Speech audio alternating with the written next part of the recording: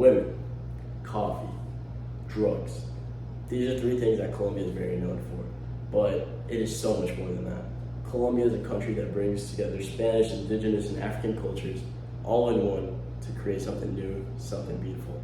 Just like the U.S. in a sense, how multiple cultures came together and an American culture was born. But something that American culture does, or tends to do, at least from my perspective, is that they group all Latinos into one.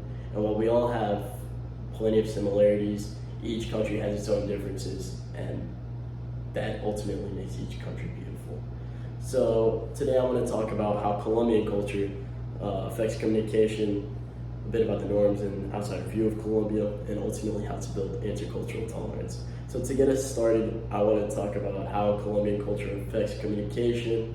And with Colombian communication, they are a very open and expressive people. They love talking, they love going on tangents. They're really polite people. They're also really formal people. So there are two ways to say the word you, tú, and usted. And depending on who you're talking to, let's just say you're talking to a friend, a sibling, someone close to you, you use the word tú.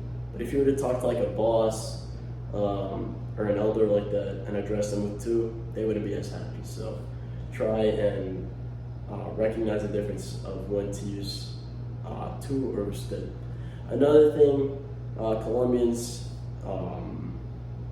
they're like a really touchy people as well, but not like uncomfortable kind of touchy. Like if you're coming up close to talk to someone, you might notice a pat on your shoulder, tap on your forearm or whatever. They're touchy people.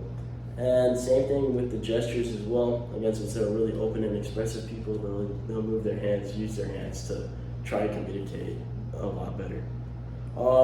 They're also really big on eye contact.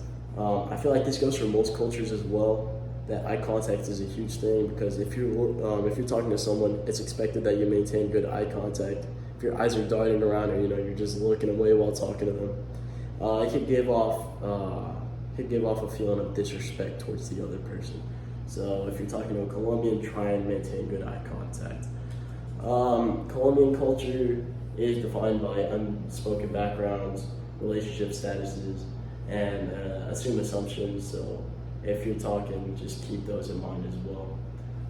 As I mentioned earlier, Colombian culture is really big on hierarchy, status, and respect, so they're crucial in terms of interaction. Next, I want to talk about the norms and outsider view. I did learn about Colombian culture growing up, even though my household's primary language was English. We had a lot of family always coming over. We went over to Medellin quite a bit, so growing up I did experience Colombian culture. And even after I graduated high school, I moved to the city of Cucuta, which is like on the border between Colombia and Venezuela. So living there, I got to experience firsthand, and I got to interact with people that I didn't know firsthand. So that taught me a bit more about Colombian culture.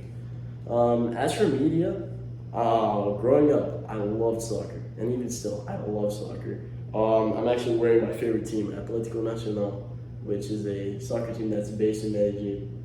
I loved watching them all the time, watching their fans be passionate, and that passion, I feel, reflects how passionate Colombians are as a people as well. Each city, they have their own team. Each fan base is going to be as passionate as the other. Again, kind of depending on the size too, of the club too. But let's just say like a Colombian club gets really far into the tournament. You'll have fans from all the other teams supporting them just because they're seeing their country on the highest stage. But with positive media, there's also negative media. So Colombia, again, we're also really infamous, I should say, for being the home of Pablo Escobar. And again, the series Narcos is based off the events that happened to him. Every time I talk to all my friends, the first thing they say about Colombia is, "Oh, Narcos," or "Oh, you guys have beautiful women."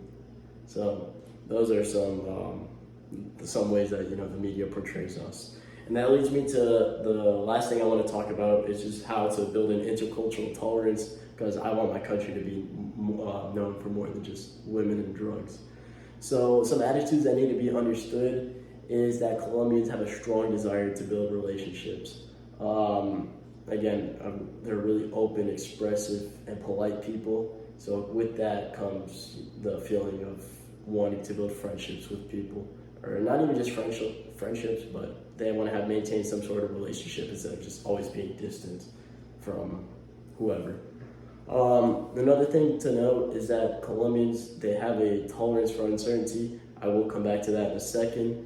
And they also have, again, as I mentioned before, they have an emphasis on formality and respect.